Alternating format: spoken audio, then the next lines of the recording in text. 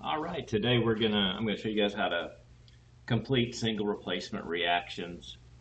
And I'm showing you this because I think I said last time you could work these problems out and then I'd show you the answers. I don't think I ever showed them to you. So those are all the answers from knowing the different types of reactions and balancing equations from the last video. So now let's move on and let's go to looks like page 8. And I'll show you how to complete a single replacement reaction. Now, the form for a single replacement reaction will always be an element and a compound, and what's actually happening in this compound will always be dissolved in water.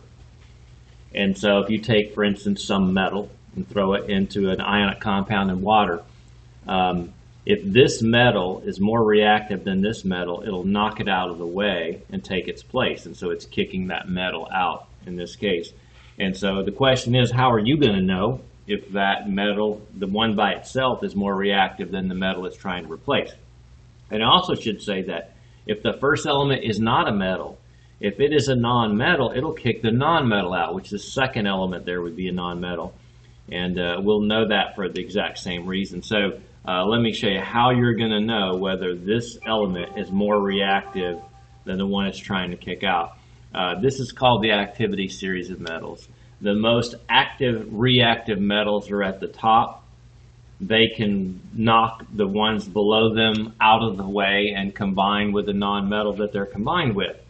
And so for this reaction to take place, this metal by itself must be higher on this list than the one it's trying to replace.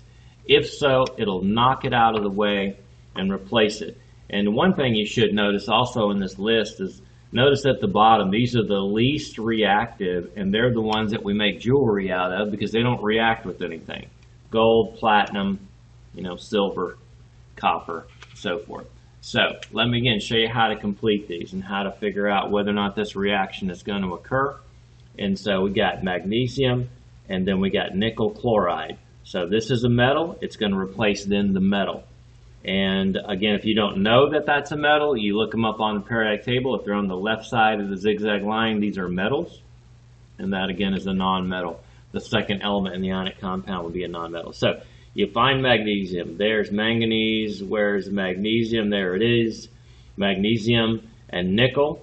So again, the element by itself must be higher on this list than the one it's trying to replace. It's more reactive. It knocks it out of the way, replaces it. Now the way so you're going to put magnesium with chlorine, you do have to cross the charges to put those together. That's +2, that's -1, you cross them, you get MgCl2. And we kicked out nickel. And then it is already balanced. And so that's how you know how to do a single replacement reaction. The next one there, zinc and copper sulfate. Again, there's your positive ion. These are the metals, so zinc's got to be higher on this list. There's zinc, there's copper. So zinc kicks copper out. The charge of zinc, again, you look these up on the periodic table.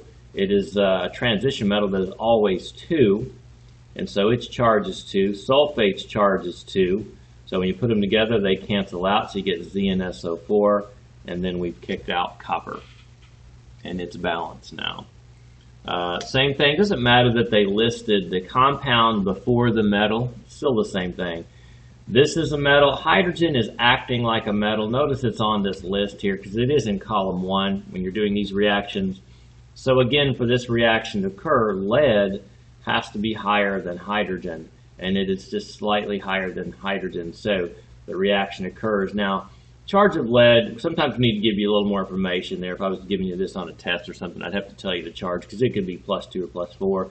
So we'll assume here it's +2, and you can get PbNO3 parentheses 2 because that charge is 1 there.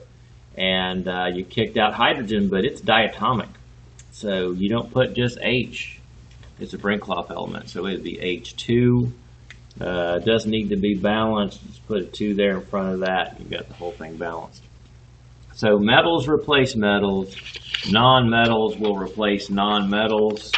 Do want to quickly, you can add this to your list here, So we've got a list of halogens, which is column 7. So we got fluorine, chlorine, bromine, and iodine. Remember I said, so these are our list of metals here. So those are metals, and this is our list of non-metals for single replacement reaction. Metals replace metals, non-metals will replace non-metals. So again, we're pointing that out here. If this again is a non-metal, it's a non-metal, then it would replace this non-metal. Again, the first element in a compound would always be the metal. And so that's how we would complete that. And so now notice we have NaCl, but it's with fluorine. That's a non-metal. You're not going to find on our list, this is slightly different, but it's still the same thing. You're not going to find fluorine on this list. So that's a good way for you to know, well, it's not a metal replacing a metal. So fluorine is a non-metal. If it's higher up on the activity series than chlorine, then it will replace it. So there's fluorine, there's chlorine. It is higher up. It would knock it out of the way. You get NaF. And then plus Cl2, because it's a Brinkhoff element, it's diatomic, and you have to do that to balance it, two of each of everything. The next one, again, Cl, chlorine, is a non-metal.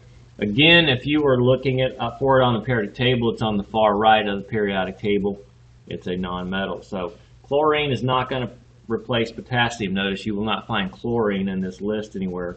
There's potassium. So chlorine is going to replace iodine if it's higher on the list. Chlorine, iodine is there, and so it is higher up on that list. So we end up with KCl, and we kicked out iodine. It again is a diatomic element, so it'd be I2.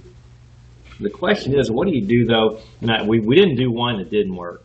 So let's say we've got aluminum chloride, and we're going to say with let's see, aluminum chloride and iron, or Fe. And so we're going to go, well, what happens there? So remember, the element by itself must be higher on this list than the one it's trying to knock out of the way. There's iron, there's aluminum. Iron is not more active than aluminum. It cannot knock it out of the way. If that's the case, you just put NR, or no reaction, because nothing happens. And again, so that's it for today. Next time we'll deal with double replacement reactions. Good luck.